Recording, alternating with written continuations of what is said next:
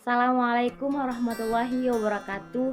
Perkenalkan, nama saya Salsabila Padang, NIM 0111919077, Prodi KPID semester 5. Baik, di sini saya akan menjelaskan sedikit mengenai analisis framing dan analisis isi. Pengertian framing.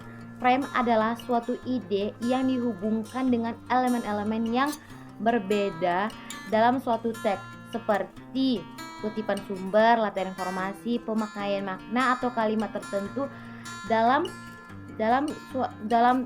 teks keseluruhannya gitu. Jadi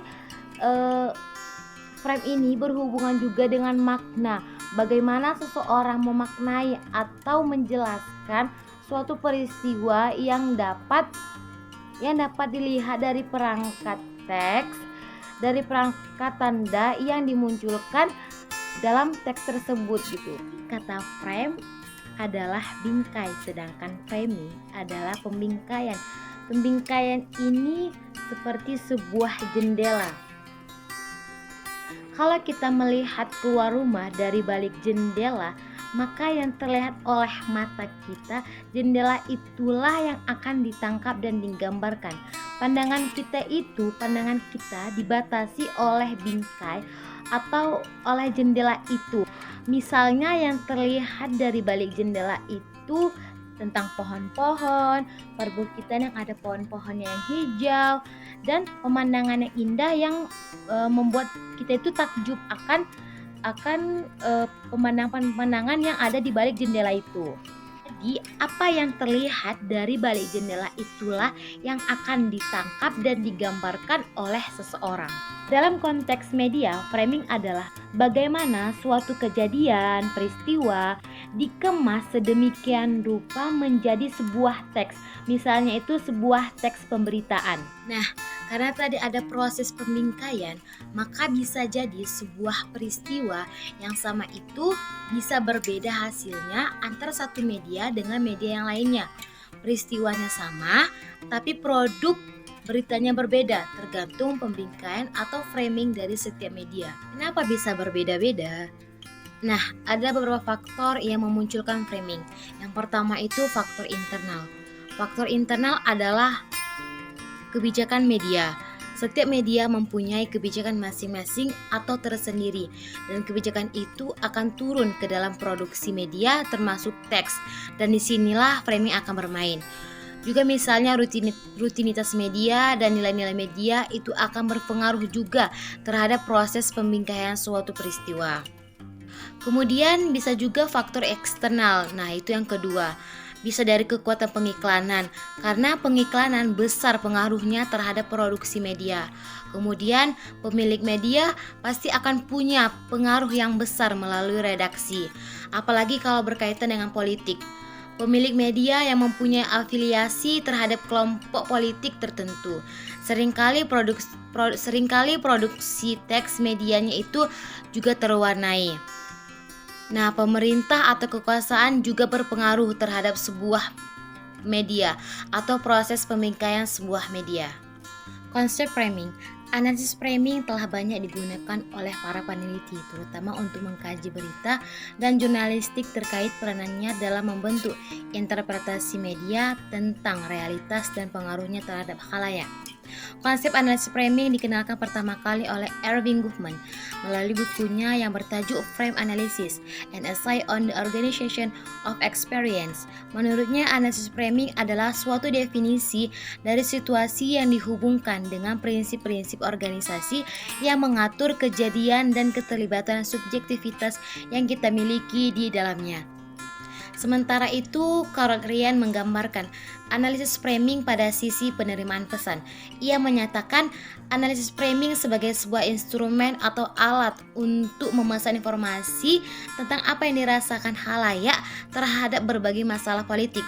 Misalnya, kita menggunakan analisis framing untuk mendengar dan memahami rasa takut dan rasa sakit dari sebuah kelas, komunitas, atau sebuah bangsa, dan kemudian mengkristalisasi pemahaman mereka tentang sebuah masalah. Model framing. Ada beberapa model yang digunakan dalam analisis framing, antara lain sebagai berikut. Yang pertama, framing model Murray-Edelman. Edelman mensejajarkan framing sebagai kategorisasi. Kategorisasi dalam pandangan Edelman merupakan abstraksi dan fungsi dari pikiran, kategori, dan membantu manusia memahami realitas yang beragam dan tidak beraturan tersebut menjadi realitas yang mempunyai makna. Yang kedua itu framing model Robert and Edman. Konsep framing oleh Edman digunakan untuk menggambarkan proses seleksi dan menonjolkan aspek tertentu dari realitas oleh media.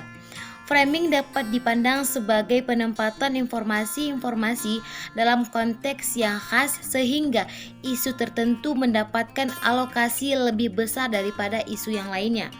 Yang ketiga itu framing model William E. Gibson.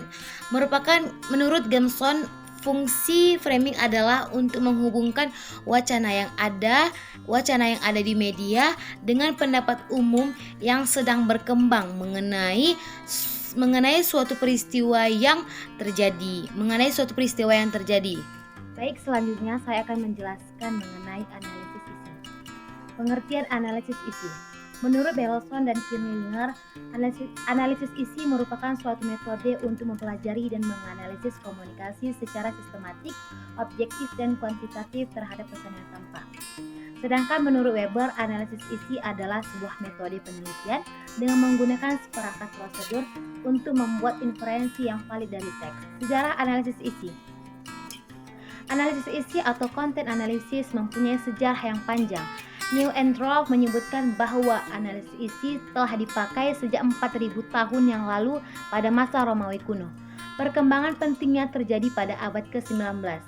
Ketika telah dibukanya studi mengenai jurnalisme dan surat kabar di Amerika. Krippendorff secara spesifik menyebut fase penting analisis terjadi pada tahun 1920-an ketika para ilmuwan sosial dari berbagai bidang secara tidak langsung menaikkan status analisis ini sebagai metode ilmiah. Jenis analisis isi terbagi menjadi dua bagian. Yang pertama itu analisis isi kuantitatif dan yang kedua itu analisis isi kualitatif. Yang pertama itu analisis isi kuantitatif.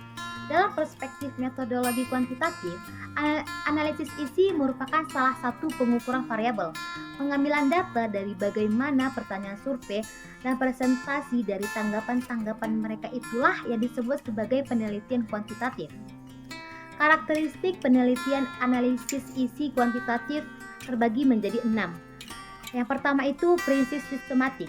Penelitian tidak dibenarkan melakukan analisis hanya pada isi yang sesuai dengan perhatian dan minatnya, tetapi harus pada keseluruhan isi yang telah ditetapkan untuk diteliti serta telah ditetapkan dalam memilih populasi dan sampel. Yang kedua itu prinsip objektif. Ini berarti hasilnya itu harus tergantung pada prosedur penelitian, bukan pada orangnya, yaitu ketajaman kategorisasi yang ditetapkan, sehingga orang lain dapat menggunakannya apabila digunakan untuk isi yang sama dengan prosedur yang sama pula, walaupun penelitiannya berbeda. Nah, yang ketiga itu kuantitatif, diartikan dengan mencatat nilai-nilai bilangan atau frekuensi untuk melukiskan berbagai jenis isi yang didefinisikan. Yang keempat itu adalah isi yang nyata atau manifest. Yang diteliti dan yang dianalisis adalah isi yang tersurat, tampak, bukan makna yang dirasakan oleh peneliti. Hasil akhir dan analisisnya nanti menunjukkan adanya suatu isi yang tersembunyi. Hal ini dibenarkan, namun semuanya bermula dari analisis yang nyata. Yang kelima itu replicable. Hasil-hasil dari analisis isi sepanjang menggunakan bahan dan teknik yang sama harusnya menghasilkan hasil yang sama. Nah, yang keenam perangkuman. Analisis isi umumnya dibuat untuk menggambarkan gambaran umum karakteristik dari suatu isi atau pesan. Analisis isi bertipe nomotetik yang ditujukan membuat generalisasi dari pesan, bukan jenis ideografik yang umumnya membuat gambaran detail dari fenomena. Nah, yang kedua itu analisis isi kualitatif. Dalam metodologi kualitatif, analisis berkaitan dengan metode analisis data dan metode tafsir teks. Penelitian kualitatif juga dipengaruhi oleh paradigma naturalistik interpretatif, di mana Peneliti berusaha mengkontribusi realitas dan memahami maknanya sehingga penelitian ini sangat memperhatikan proses peristiwa dan otentik. Krippendorff menyebutkan beberapa bentuk klasifikasi dalam analisis isi, yaitu yang pertama analisis isi pragmatis, di mana klasifikasi dilakukan terhadap tanda menurut sebab akibatnya yang mungkin. Yang kedua itu analisis isi semantik, dilakukan untuk mengklasifikasikan tanda menurut maknanya. Yang ketiga itu analisis sarana tanda, dilakukan untuk mengklasifikasikan isi pesan melalui sifat psikofisik dari tanda. Dalam analisis isi kualitatif ada beberapa metode, yaitu yang pertama analisis semiotik atau semiotik analisis. Semiotika adalah ilmu tentang tanda. Istilah ini diambil dari kata Yunani, yaitu semeion yang berarti tanda. Tanda ada di mana-mana, bisa berupa kata, gambar, bunyi, struktur karya sastra, struktur film, struktur musik dan sebagainya. Nah, yang kedua itu analisis wacana atau discourse analysis. Analisis wacana atau discourse analysis adalah suatu cara atau metode untuk mengkaji wacana, diskurs yang terdapat atau terkandung dalam pesan-pesan komunikasi baik secara tekstual maupun kontekstual. Sekian penjelasan saya mengenai analisis framing dan analisis isi. Saya akhiri, wassalamualaikum warahmatullahi wabarakatuh.